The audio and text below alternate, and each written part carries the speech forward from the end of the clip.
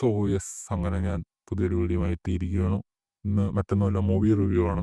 ദാവീദ്, നമ്മുടെ ആന്റണി പെപ്പയുടെ ദാവീദ് അങ്ങനെ കണ്ടു. വയസ്സ് ഒന്നും പറയണ്ട, രാവിലെ തന്നെ നല്ലൊരു പണി കിട്ടിയിരിക്കുകയാണ്. രാവിലെ കറക്റ്റ് സമയത്ത് ഞാൻ തിയേറ്റർ എത്തി, പക്ഷേ തിയേറ്റർ മാറിപ്പോയി.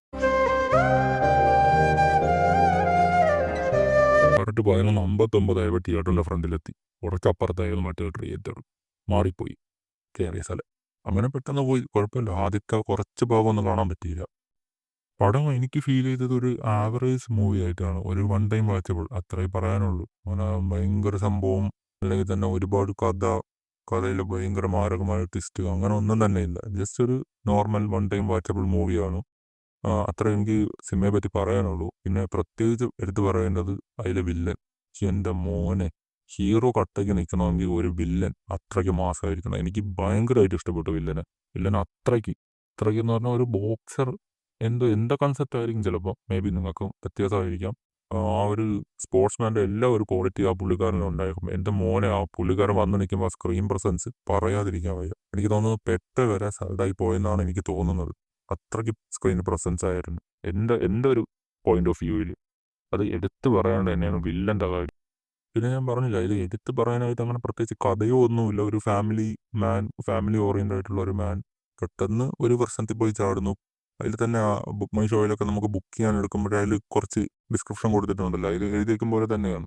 പുള്ളിക്കാരൻ്റെ ജോലി, അതായത് ആഷിഖ് അബു എന്നാണ് ദാവീദിൻ്റെ ക്യാരക്ടർ, പെപ്പയുടെ ക്യാരക്ടർ തന്നെ. അപ്പോൾ അതുപോലെ തന്നെ പുള്ളിക്കാരൻ വർക്ക് ചെയ്യുന്നത് ഒരു ബൗൺസറായിട്ടാണ്. അപ്പോൾ അവിടെ നിന്നാണ് ചെറിയ പ്രശ്നങ്ങൾ തുടങ്ങുന്നത്. പിന്നെ അതിങ്ങനെ മുന്നോട്ട് പോകും. ഫസ്റ്റ് ഹാഫൊക്കെ എനിക്ക് കുറച്ച് ആവറേജ്, കുറച്ച് ലാഗൊക്കെ ഫീൽ ചെയ്തു. കുറച്ച് ലാഗ്, പക്ഷെ അത്ര ലാഗൊന്നുമല്ല. എൻ്റെ ഒപ്പീനിയനാണ്, അത്ര ലാഗൊന്നുമല്ല. ഒരു ഇൻ്റർവെൽ വരെ നമ്മളിങ്ങനെ അടുത്തിന് എന്താ ഉണ്ടാകാൻ പോകുന്നേ എന്ന ഒരു ഗ്രിപ്പിംഗ് എലമെൻ്റ് ഒന്നും ഇല്ലായിരുന്നു അത്രയ്ക്ക്. ബട്ട് കൊള്ളായിരുന്നു, കണ്ടിരിക്കാം. വൺ ടൈം ആയിട്ട് ഇങ്ങനെ കണ്ടിരിക്കാം ഒരു ഇൻ്റർവെൽ വരെ. പിന്നെ ഇൻ്റർവെല്ലിന് ശേഷം പെപ്പയുടെ കുറച്ച് ട്രാൻസ്ഫോർമേഷനും അങ്ങനെ. ഇത് സ്പോയിലറായിട്ടൊന്നും പറയരുത്, നമുക്ക് കണ്ടുകൊണ്ടിരിക്കുമ്പോൾ തന്നെ മനസ്സിലാവും എന്താണ് നടക്കാൻ പോകുന്നത്, ഇനി എന്താണ് എന്നൊക്കെ എല്ലാം കറക്റ്റായിട്ട് മനസ്സിലാവും. പിന്നെ പറയാനുള്ളത് നമ്മുടെ വിജയരാഘവൻ. പുള്ളിക്കാരൻ ഇപ്പം ഒരു ട്രെൻഡ് അറിയാലോ. പുള്ളിക്കാരൻ വരുന്നു, കുറച്ച് മാസ് കാണിക്കുന്നു, പോകുന്നു.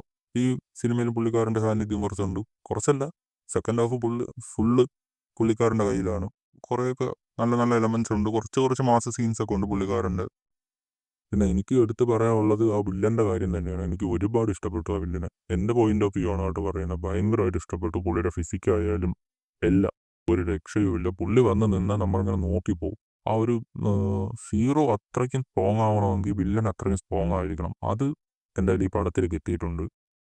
പിന്നെ അവസാനത്തെ ഫൈറ്റ് സീനൊന്നും അങ്ങനെ അങ്ങനെ ഒരു മാസ് എലമെന്റ്സ് ഒന്നും അതൊന്നും പ്രതീക്ഷിച്ച് പോകരുത്. Typical Malayalam movie, that's all, അത്രേ ഉള്ളൂ. പിന്നെ ആസ് യൂഷ്വൽ കുറച്ച് പാസമൊക്കെ കയറ്റി വിട്ടിട്ടുണ്ട്. അതൊന്നും അത്രയ്ക്ക് ഓവറായിട്ട് തോന്നൂല. എങ്കിലും കുഴപ്പമില്ല, വൺ ടൈം വാച്ചബിൾ ആണ്. ഞാൻ പറഞ്ഞല്ലോ, എൻ്റെ അഭിപ്രായം ഇതൊക്കെയാണ്.